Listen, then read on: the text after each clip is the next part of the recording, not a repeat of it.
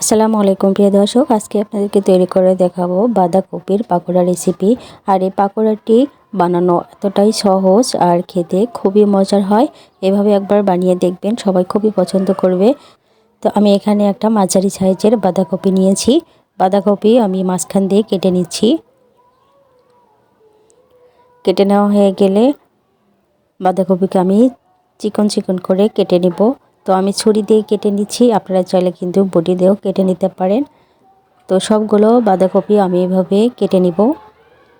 তো বাঁধাকপি আমি কেটে নিয়েছি।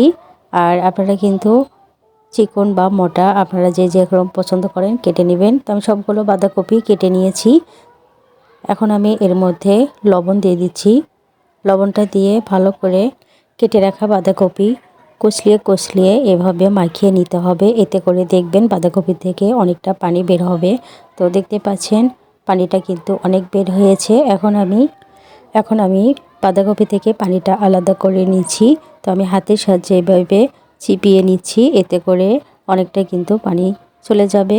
তো চেষ্টা করবেন এভাবে পানিটা ফেলে দিতে, এতে করে বাঁধাকপি কিন্তু অনেক মুচমুচে হবে। তো আমি পানিটা ফেলে দিয়েছি। এখন এর মধ্যে দিয়ে দিচ্ছি 1 কাপ পরিমাণ পেঁয়াজ কুচি, কাঁচামরিচ দিয়ে দিচ্ছি আমি 2 থেকে 3টি, আর স্বাদ মতো দিয়ে দিচ্ছি লবণ, 1 চা চামচ পরিমাণ মরিচের গুঁড়া। যে যেরকম ঝাল খেতে পছন্দ করেন সেইভাবেই দিবেন। 1/2 চা চামচ হলুদের গুঁড়া, 1 চা চামচ দিয়েছি জিরের গুঁড়া, আর 1/2 কাপ পরিমাণ দিয়েছি ধনেপাতা কুচি, 1/3 কাপ পরিমাণ চালের গুঁড়া, আর 1/3 কাপ পরিমাণ দিয়েছি বেসন। তো সমস্ত উপকরণ আমি হাত দিয়ে ভালো করে মাখিয়ে নিচ্ছি।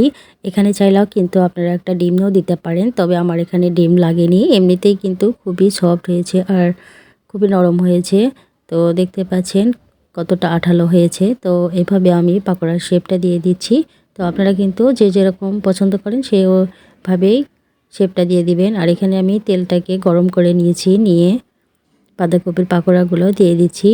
তো চেষ্টা করুন এভাবে পাতলা পাতলা করে দিতে, তাহলে কিন্তু পাকোড়াগুলো খুবই মুচমুচে হবে।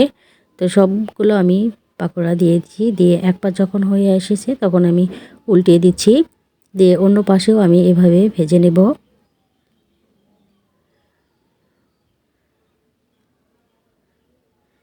তো পাকোড়াগুলো ভাজা হয়ে গেছে, এখন আমি তেল থেকে উঠিয়ে নিচ্ছি।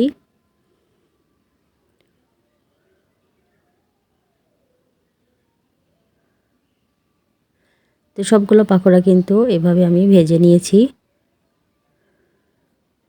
আর দেখতে পাচ্ছেন কতটা লোভনীয় লাগছে, আর খেতেও কিন্তু খুবই মজার হয়। তো এইভাবে একবার বাঁধাকপির পাকোড়া বানিয়ে দেখবেন, দেখবেন খুবই মুচমুচে হয় আর খেতে খুবই মজার হয়। তো যারা বাঁধাকপি পছন্দ করে না তাদেরকে এভাবে পাকোড়া বানিয়ে দিবেন, দেখবেন খুবই মজা করে খাবে। তো ভিডিওটি ভালো লাগলে লাইক কমেন্ট শেয়ার করবেন। আজকের মতো বিদায় নিচ্ছি। আল্লাহ হাফেজ।